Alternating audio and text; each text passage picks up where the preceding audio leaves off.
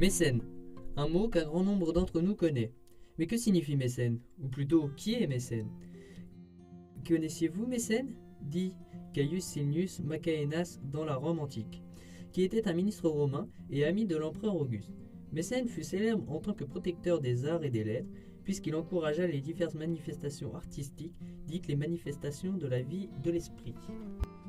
Mécène aida notamment Virgile, poète latin, et l'encouragea à écrire les Géorgiques pour rappeler à ses contemporains les différents bienfaits de l'agriculture et ranimer chez les Romains l'amour des travaux rustiques. En échange, Virgile évoque plusieurs fois Mécène dans son œuvre, notamment dans le livre 2, dans lequel il reconnaît le soutien de son protecteur. « Hé, toi, viens à mon aide et parcours avec moi la carrière commencée. Oh, ma gloire, oh, toi à qui je dois la plus grande part de ma renommée, Mécène, déploie nos voiles et vole sur la mer libre. » Saviez-vous que Mécène soutint aussi les poètes Horace, Properce et Varius? Horace cita Mécène dans le 2e volume de son œuvre Les Odes, ainsi que dans les satires sous la plume de l'historien Suétone. Properce, lui, dédia certains passages à son défenseur et l'invoque dans le livre 2 et dans le livre 3 des Élégies.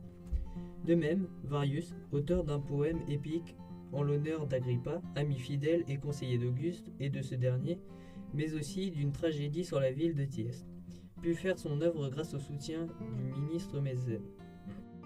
En retour, ces 4 poètes et écrivains mettaient en avant le régime d'Auguste dans certains de leurs écrits.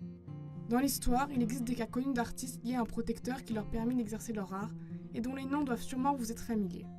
Au XVe siècle, l'une des familles les plus influentes d'Italie et d'Europe, les Médicis, commencèrent à venir en aide à différents artistes.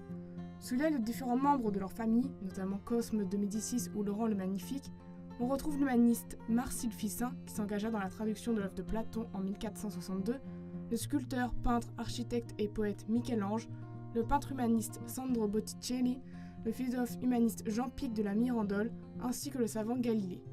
Le siècle suivant, on connaît le célèbre Léonard de Vinci avec François Ier, aux côtés de qui il passa les dernières années de sa vie et pour qui il conçut le fameux escalier magique de Chambord. Cet escalier à double révolution permet à 2 visiteurs de l'emprunter sans jamais se croiser.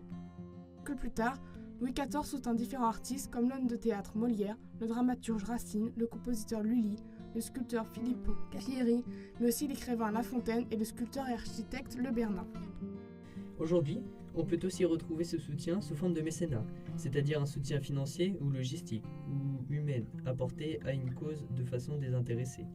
La SNEF, EDF, le Crédit Mutuel, BNP Paribas ou encore L'Oréal sont notamment de grands mécénats dans divers domaines, comme la culture, la solidarité ou l'éducation.